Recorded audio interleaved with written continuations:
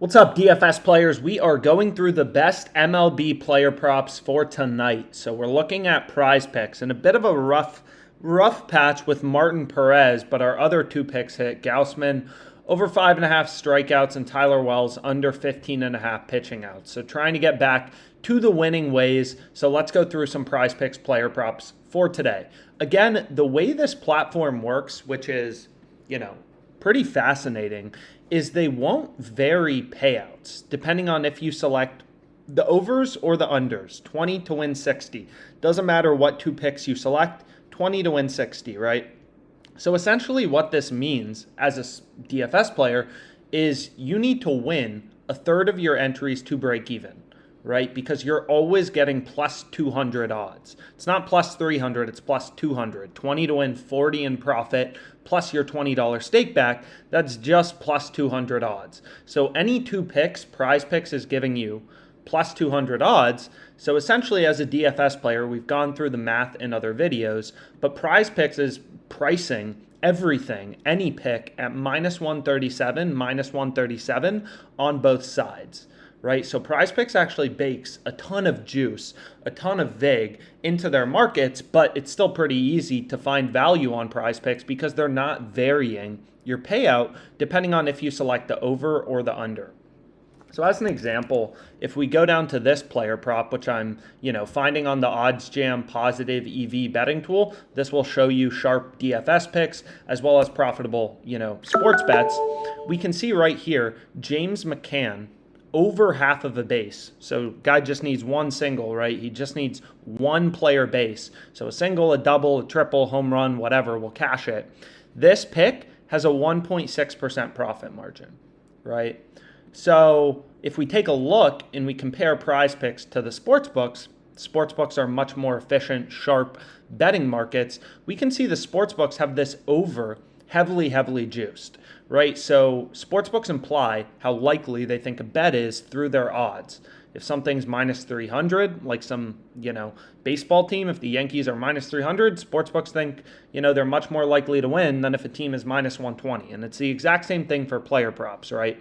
When sportsbooks are heavily juicing the over versus the under, that means they think the over is much more likely to hit, right? And we're able to find a great value spot here on PrizePicks, right? Because we can see all the sports books are pricing this from minus 165 to minus 178. We can get it in our PrizePicks entry. And again, it's just a play from the OddsJam Positive EV tool, which is constantly scanning PrizePicks, all the sports books to find you sharp data-driven picks, right? Like James McCann over half of a total base.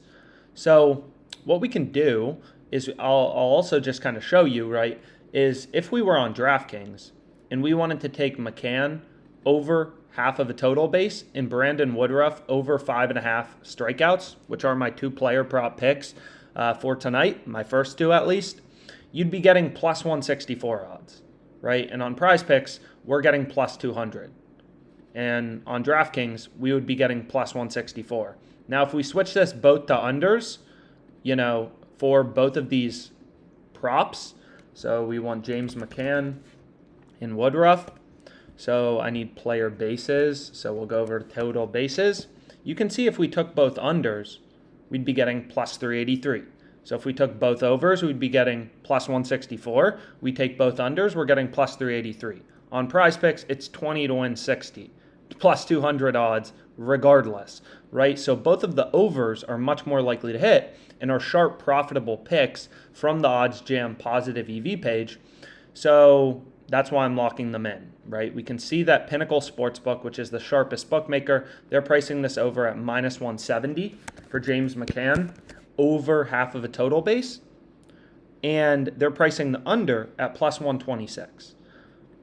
So essentially, you remove the juice, you remove the vig, the true odds, right? The true line, what the sportsbooks model is pricing as the true odds before they bake in the vig or the juice, which is how sportsbooks make money. The true odds are minus 142 for this over. So, we're essentially just reverse engineering how a sportsbook works, right? Typically a sportsbook, they have some model that is pricing as they see all the action in the market going on. They're kind of formulating their own win probabilities of how likely they think a bet is to win, right? And then that gets you to the true odds. And then they bake in the vig, they bake in the juice, they bake in their spreads, whatever you want to call it, how sportsbooks make money, right? Sportsbooks make money by giving you prices that they think aren't profitable. Same thing with PrizePicks, right? They give you prices plus 200 on everything, which is, an insane amount of juice, right? Compared to a sportsbook, this is an insane amount of juice. Like insane. Most sportsbooks are minus 110, or minus 115, minus 115. Right? They're minus 137, minus 137 on both sides. But again, it's easy to find value on PrizePicks because they're not varying pricing depending on if you're selecting an over and under. So you can look at sportsbook odds and see where sportsbooks are heavily juicing the over and find great spots on PrizePicks, such as this MLB player prop, James McCann over half of the base. So we should be winning this player prop bet, this MLB prop, at a rate of 58.73%. We have to be hitting, as we've gone through in other videos, the math behind PrizePicks, how PrizePicks works. You have to be winning your props 57.74% of the time to break even on PrizePicks. We're hitting this at a clip of 58.7. So that pick's profitable, right? So long story short, look for value on PrizePicks.